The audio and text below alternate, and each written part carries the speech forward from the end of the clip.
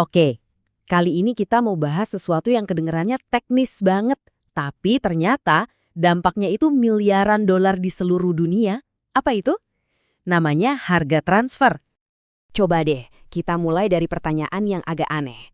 Gimana caranya Anda jual sesuatu ke diri Anda sendiri? Mustahil kan? Tapi percaya deh, pertanyaan inilah yang jadi kunci buat ngerti salah satu praktek bisnis paling penting sekaligus paling kontroversial di dunia. Biar gampang, kita pakai contoh aja. Bayangin ada perusahaan mobil super besar.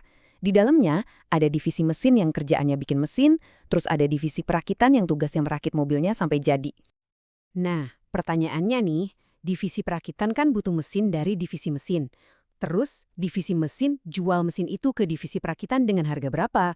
Nah, harga internal itulah yang kita sebut harga transfer.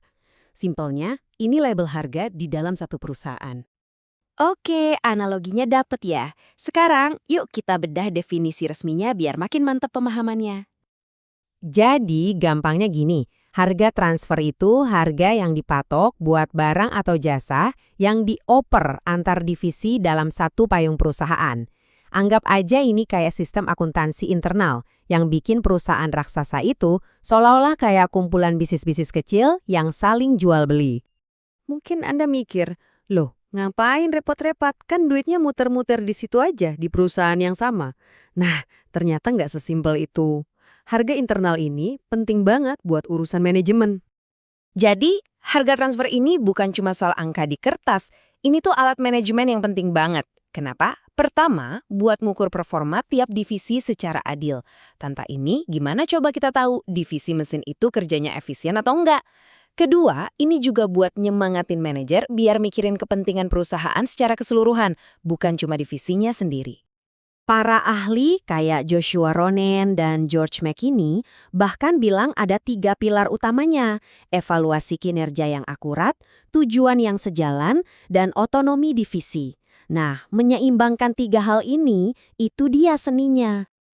Oke, jadi pertanyaannya gimana perusahaan nentuin angkanya? Ternyata caranya nggak cuma satu. Ada beberapa metode utama yang bisa mereka pakai. Secara umum, ada 3 pendekatan utama yang biasa dipakai. Ada yang basisnya pasar, ada yang basisnya biaya, dan ada juga yang lewat negosiasi. Yuk kita lihat satu-satu.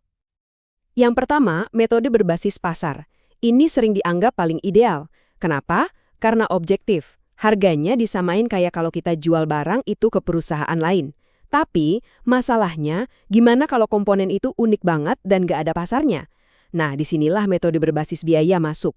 Ini lebih gampang dihitung, tapi risikonya bisa jadi nutupin inefisiensi dan divisi yang jual jadi kurang termotivasi cari untung. Terus metode yang ketiga, ya negosiasi. Jadi manajer dari tiap divisi duduk bareng, tawar-menawar, sampai ketemu harga yang pas.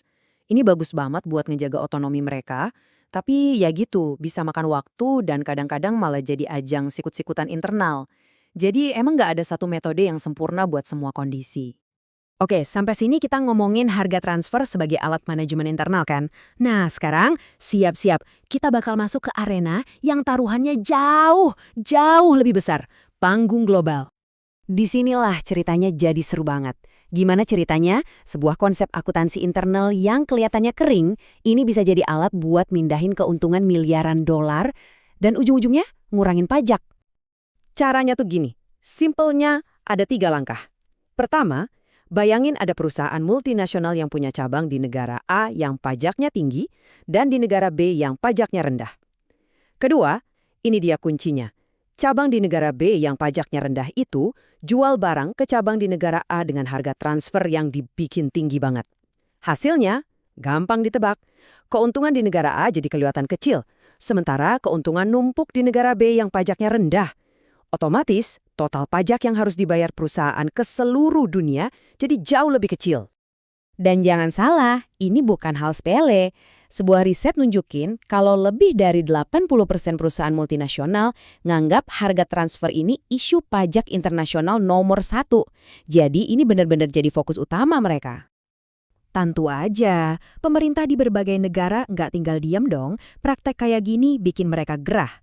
Mereka lihat ada potensi pendapatan pajak yang hilang dan jumlahnya itu nggak main-main. Makanya mereka mulai bikin aturan mainnya. Bahkan sumber yang kita pakai di sini menyebutnya sebagai rekayasa harga secara sistematis. Wah, istilahnya dalam banget ya. Ini nunjukin kalau harganya itu bukan lagi cerminan nilai ekonomi yang wajar, tapi emang sengaja didesain buat satu tujuan, ngecilin tagihan pajak. Nah, buat ngelawan ini, ada satu prinsip yang dipegang sama badan-badan internasional kayak OECD. Namanya Standard Arm's Length. Idenya tuh sebenarnya simpel tapi kuat banget. Intinya, harga transfer itu harus sama kayak harga yang bakal disepakati kalau kedua divisi itu adalah dua perusahaan yang nggak ada hubungan sama sekali yang transaksi di pasar bebas. Jadi pemerintah tuh nanya, harga ini wajar nggak sih? Masuk akal nggak di pasaran? Nah, jadi kita sampai di pertanyaan pamungkas. Sebenarnya harga transfer ini apa sih? Apakah ini alat bisnis yang cerdas buat bikin perusahaan lebih efisien? Atau alat ini udah berubah jadi salah satu celah pajak global terbesar? Jawabannya, seperti yang udah kita lihat bareng-bareng, ternyata rumit banget. Ada di persimpangan antara manajemen, strategi bisnis, dan hukum pajak internasional.